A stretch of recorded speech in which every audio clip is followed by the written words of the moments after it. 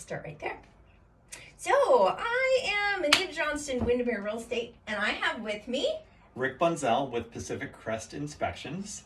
So I have questions for Rick today, and I want to know about pre-inspecting a house before someone lists it. Rick? We're seeing a lot more sellers choose to do pre-inspections, and basically it boils down to three reasons. One, it puts them more in control of the process, in that they have their inspector come in. They find out all the issues that are going on, and then the seller gets to pick whether they fix those issues and decide whether they want to do it themselves or have a licensed contractor do it, or disclose the issue and say, we're aware that some of our trim needs paint, and that's okay. It's winter, we just can't paint right now. Yeah. Exactly. And so what we see quite often is that it might be a family selling their parents' home and its estate.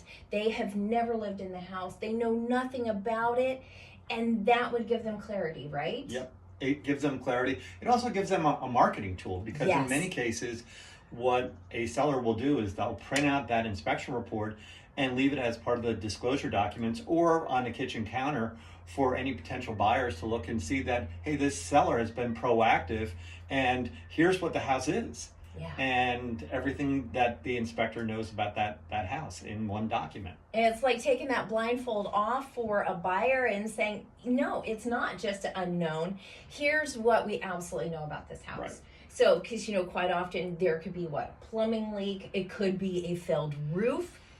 The furnace hasn't been serviced in a while. The gutters are full.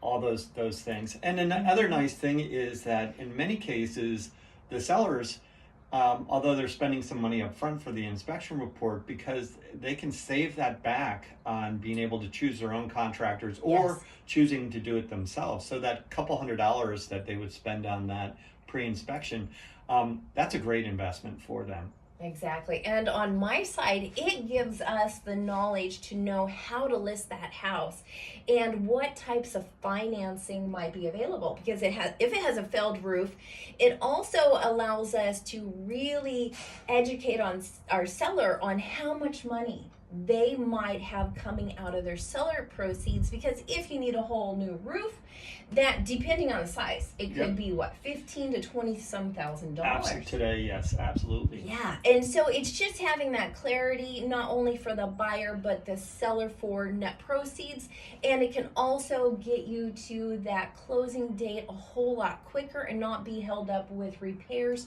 or negotiations.